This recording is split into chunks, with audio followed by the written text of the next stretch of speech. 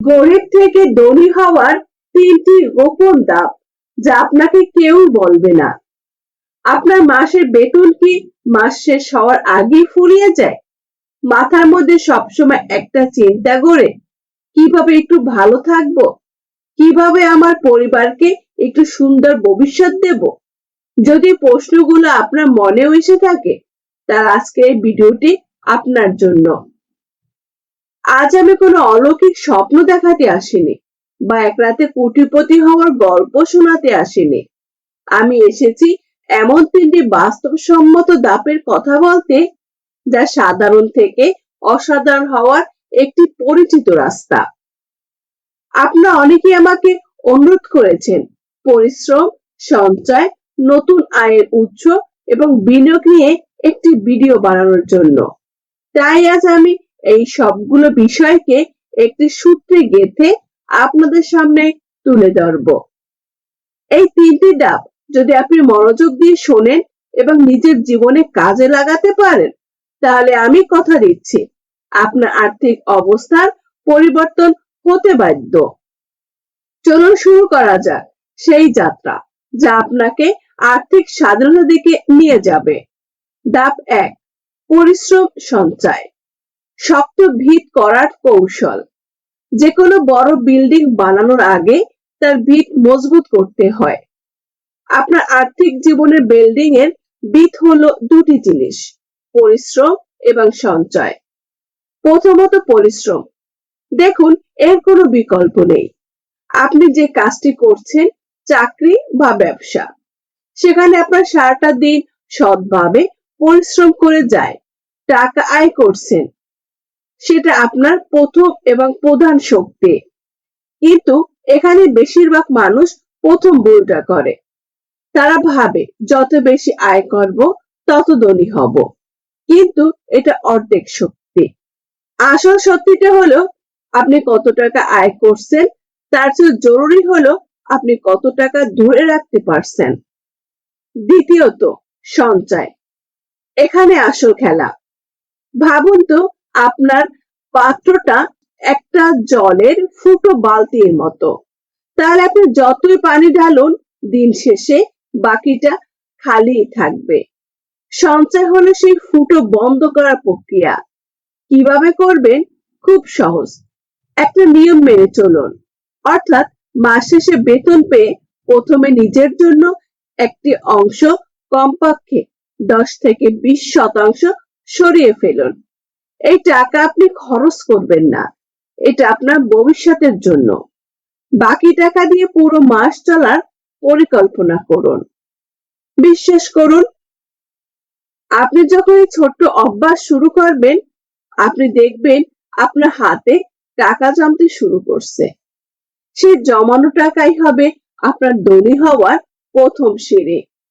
কারণ এই টাকা দিয়ে আমরা আমাদের দ্বিতীয় এবং তৃতীয় ধাপে যাব। ধাপ 2, আয়ের নতুন উৎস। এক পায়ের উপর ভরসা নয়। একবার ভাবুন, আপনার আয়ের উৎস যদি মাত্র একটি হয়, তাহলে আপনি এক পাওয়ালা টুলের উপর বসে আছেন, যে কোনো সময় ধাক্কা লাগলে পড়ে যাবেন। যদি আপনার টুলের 3-4টে পা থাকে, আপনি অনেক বেশি স্থিতিশীল হয়ে থাকবেন। আর্থিক জীবন ব্যাপারটাও ঠিক একই। শুধু একটা বেতনের উপর নির্ভর করা আজকের দিনের সবচেয়ে বড় ঝুঁকি।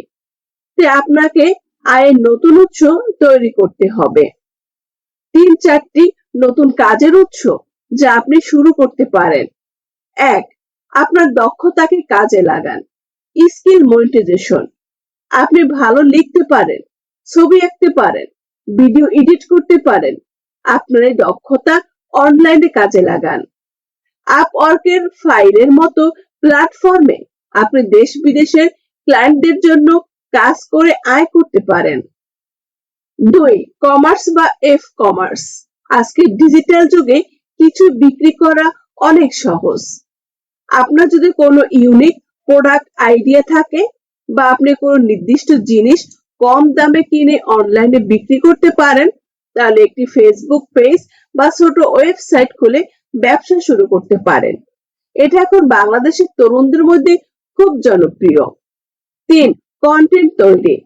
আপনার যদি কোনো বিষয় গভীর জ্ঞান থাকে, যেমন রান্না, ভ্রমণ, প্রযুক্তি বা শিক্ষামূলক কোনো বিষয়, তাহলে ইউটিউব চ্যানেলে ব্লগিং শুরু করতে পারেন।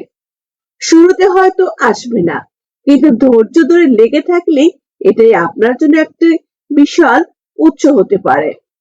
4. অনলাইন টিউশন বা কোর্স। আপনি যদি কোনো বিষয়ে পারদর্শী হন, যেমন গণিত, ইংরেজি বা গিটার বাজানো, তাহলে অনলাইনে ছাত্র পড়াতে পারেন। মনে রাখবেন, শুরুটা ছোটই হবে। আপনার প্রধান কাজ এর পাশাপাশি প্রতিদিন 1 থেকে 2 ঘন্টা সময় দিন। ছোট ছোট চেষ্টাগুলো একসময় আপনার জন্য বড় আয়ের দরজা খুলে দেবে। ধাপ 3. বিনিয়োগ ও প্যাসিভ ইনকাম। টাকাকে আপনার কর্মী বানান। এখন আমরা আমাদের যাত্রার সবচেয়ে রোমাঞ্চকর ধাপে চলে এসেছি।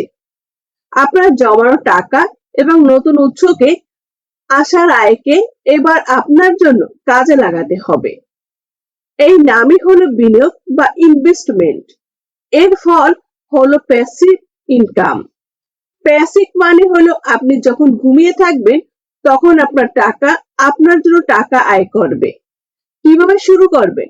শুরুতে ভয় পাওয়ার কিছু নেই। অল্প টাকা দিয়ে শুরু করা যাক। এক সঞ্চয়পত্র, এটা বাংলাদেশ বিনিয়োগের সবচেয়ে নিরাপদ এবং সহজ উপায়গুলোর মধ্যে একটি। এখানে ঝুঁকির পরিমাণ প্রায় শূন্য এবং নির্দিষ্ট হারেই মুনাফা পাবেন।